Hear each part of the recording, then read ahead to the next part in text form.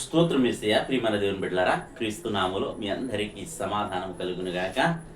ఆమేన్. ప్రతి దినము దేవుని వాగ్దానం అని ఆత్మీయ చక్కటి కార్యక్రమంలో మిమ్మల్ని ప్రేమపూర్వకంగా ఆహ్వానిస్తున్నాను. దేవుని బిడ్డలారా, ఎలా ఉన్నారు? బాగున్నారా?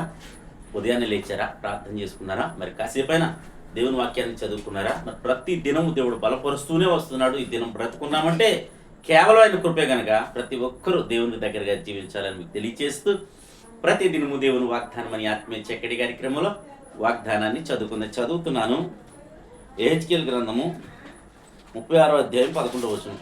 మీ మీద మనుషులను పశువులను విస్తరింపజేసేదను, అవి విస్తరించి అభివృద్ధి నందును, పూర్వమున్నట్టు మిమ్మును నివాస స్థలముగా చేసి మునుపటి కంటే అధికమైన మేలులు మీకు కలుగు చేసేదనని అప్పుడు యెహోవా నై ఉన్నానని మీరు తెలుసుకుంటారని దేవుని వాక్యం సెలవిస్తుంది. కనుక ఇక్కడ సెలవిచ్చింది ఏంటంటే, నువ్వు కోల్పోయినవన్నీ మరలా తిరిగిస్తానంటున్నాడు దేవుడు. నువ్వు ఎప్పుడంటే నమ్ముట, నీ వలనైతే నమ్మవానికి సమస్తము సాధ్యము. కనుక ప్రియ దేవుని బిడ్డలారా, ప్రతి ఒక్కరూ ఈ వాగ్దానాన్ని నమ్మండి, వాగ్దానాన్ని ఎత్తిపెట్టి ప్రార్థన చేయండి. మునిపటి కంటే అధికమైన మేలులు, అధికమైన బలం, అధికమైన ఆరోగ్యం, అలాగే సమస్తము సమృద్ధిగా నీకు దయచేయబోతున్నాడు. కనుక ప్రతి ఒక్కరూ ఆయనకు కృతజ్ఞత కలిగి ఆయనను స్తుతించేవారుగా, ఆయన మీద ఆధారపడేవారుగా ప్రతి ఒక్కరూ ఉండాలని మీకు తెలియచేస్తూ దేవుడి మాటలు దీవించునుగాక.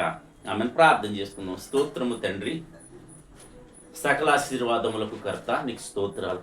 ఏమిచ్చినా నీ రుణం తీర్చడం. ప్రతి దినము దేవుని వాగ్దానం అని ఆత్మీయ చక్కటి కార్యక్రమం తండ్రి మీరు కొనసాగిస్తున్నారు, నీకు వందనాలు. ఎంతమంది ప్రజలు యూట్యూబ్ ద్వారా కావచ్చు, షేర్ చాట్ ద్వారా కావచ్చు, ఫేస్బుక్ ద్వారా కావచ్చు, ఈ రోడ్డు మార్గం వెళ్తూ చదువుతున్న వారందరి జీవితాల్లో నా తండ్రి ఈ వాగ్దానం వారి జీవితంలో నెరవేర్చి నేను నీ కృపను అనుగ్రహించమని ప్రార్థిస్తున్నాను. మునుపటి కంటే అధికమైన మేలుతో నీ బిడ్డలను నేను వృద్ధి పొందించమని, తోడేయడమని, దీవించమని ప్రార్థిస్తున్నాను. అలాగే ప్రభువా, నీ కృప అనుగ్రహించమని ప్రార్థిస్తున్నాను, తోడేయడమని ప్రార్థిస్తున్నాను.